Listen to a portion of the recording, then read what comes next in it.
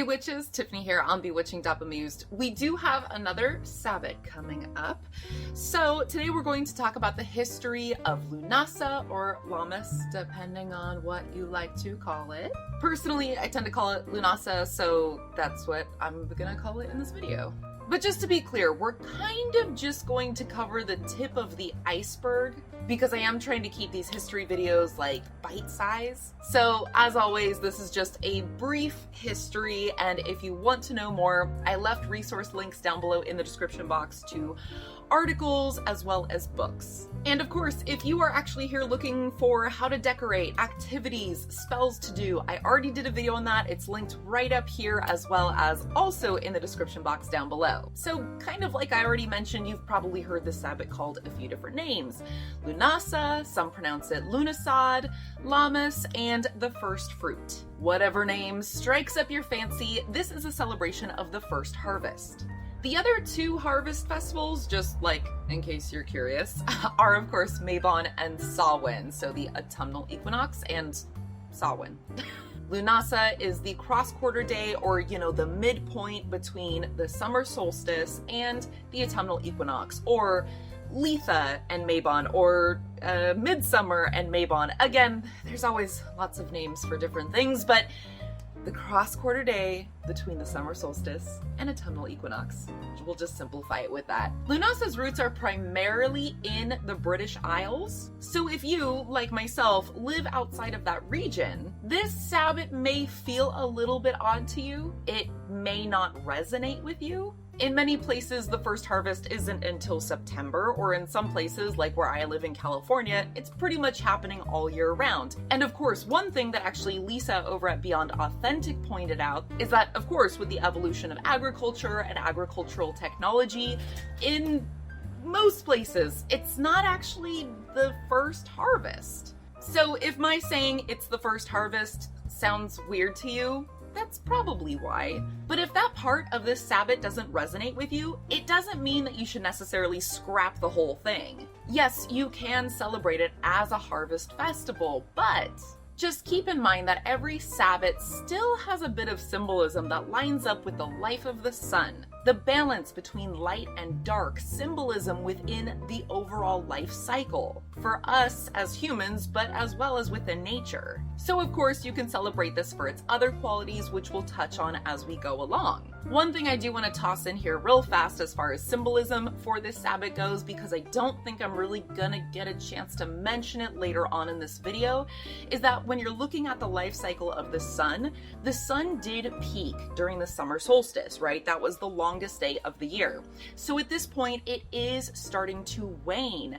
Days are getting consistently shorter, although currently they are still longer than the nights. So light and dark aren't quite equal yet, but they will become Mabon, which is our next Sabbat. So we are also kind of looking at light diminishing, the sun diminishing. But anyway, carrying on, the first thing I want to address is, of course, with every Sabbat, there is that one elephant in the room: Christianity. The name Lammas actually means loaf, mass, as in loaf, a loaf of bread, and mass, as in the ritual that Christians and Catholics do. Oh my God, I'm just realizing that I don't actually really know what mass is. Anyway, I'm just touching on the Christian aspect so we can see how it relates to the pagan aspect. So I'm just gonna set that aside for now. Yes, Lammas means loaf, mass. It's also what Christians celebrate on August 1st. And Lammas is the name that our earliest modern day witches chose to use for this Sabbat on the 8-spoked wheel of the year. So now, when I say that Christians celebrate Lammas Day, we could make the argument that much earlier Christians, a lot of their celebrations looked pretty similar to pagan celebrations, but our contemporary Christians in this day and age, the way that they would celebrate Lammas Day looks nothing like what you would find at a pagan festival for Lammas or Lunasa. However, the idea behind this holiday is still absolutely the same whether you are looking at paganism or Christianity. It's about, I've already said it, you know what I'm gonna say, the first harvest. So the Christian Lammas Day, or Loaf-Mass Day, is the celebration of the first bread of the year. And of course, you've seen probably a lot of contemporary connection between this Sabbat and grains such as corn, rice, wheat especially, barley, rye, oats, did I say that already? And all of the rest of those delicious grainy carbohydrates. So of course you will see a lot of contemporary pagans using this connection between grain and this lovely Sabbat, Lunasa, in their festivities and observances of the day. But did early pagans celebrate the first harvest too? Or was that entirely a Christian thing? We don't know.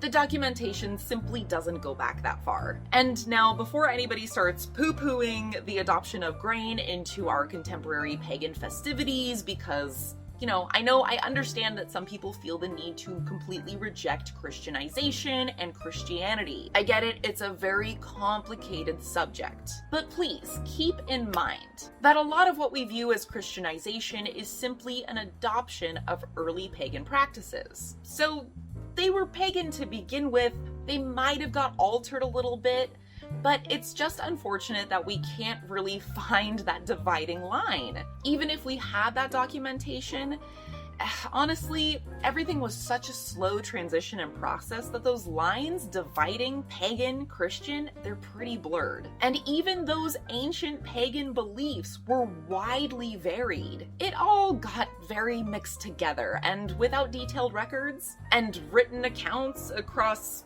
all different eras and all different regions, it's really hard to say what started, where, when, and with whom. But we do know that the ancient Celts celebrated the cross-quarter days, which, as I've already mentioned, includes Lunasa. If that celebration had anything to do with the first harvest, again, we don't know, but many suspect that it did. One very obvious association with Lunasa is the Celtic god Lugh, which totally makes sense. Lugh, Lunasa, makes sense. Now keep in mind that the root word Lugh means bright or shining. But, interestingly enough, Lugh is not a solar deity, but Lugh is a god of war, arts, laws, truth, craftsmanship, and ruling, and that's just to name a few. I mean, this guy's resume is like top notch. However, there is no evidence that he was ever a solar deity or a god of the harvest. Jason Mankey has suggested that perhaps Lugh's association with the Sabbat is because of his gifts to mankind. After all, what is the harvest except a gift? It's a reward for hard work put in. Mankey also supposes that it could also be due to the fact that Lugh was skilled in many different areas. When we're talking about the Sabbats, we're not just talking about literal crops. We're looking at symbolism. It's all poetry, that balance of light and dark, the parts of the life cycle. There's a lot of metaphor involved. So Lunasa isn't just about the actual harvesting of crops. It's about reaping what you've sown. Whether that's in the garden or in a skilled trade or a talent that you've been working at, you've been honing. Maybe it's a goal you've been trying to achieve or a hurdle you've been trying to overcome. You've put in the work and now you get to reap the rewards. This is a time of gratitude, abundance, and for patting yourself on the back. You did a good job. There you go. And once again, I do talk about that a little bit more in my celebration video that is linked down below. But if I could just take a quick moment to just pop back over to the Christian era real fast. In the Middle Ages, Lammas coincided with a time of the year when it was very popular, and it still is very popular, to hold fairs. And during fairs, farmers and craftspeople could show off the hard work they've been up to. I'm not quite sure about outside of the US, but if within the US you've ever been to a local or county fair, you know that it's about more than just shopping and rides and euros and cotton candy. Although, don't get me wrong, those 4 parts of the fair are amazing.